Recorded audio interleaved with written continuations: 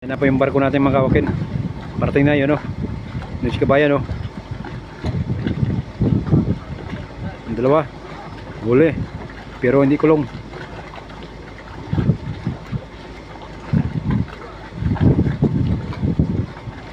Shout out kay Kileong sa kay Rodel Francisco.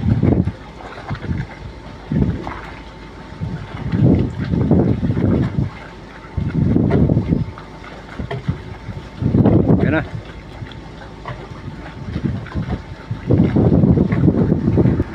Ayan, galing kabila yan.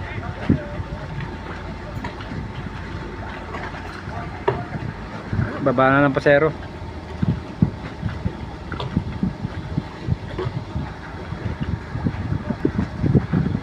Ayan, mainit pa rin ang sitwasyon ngayon. Summer na summer, hanggang August pa ito. Matindi ang init ito.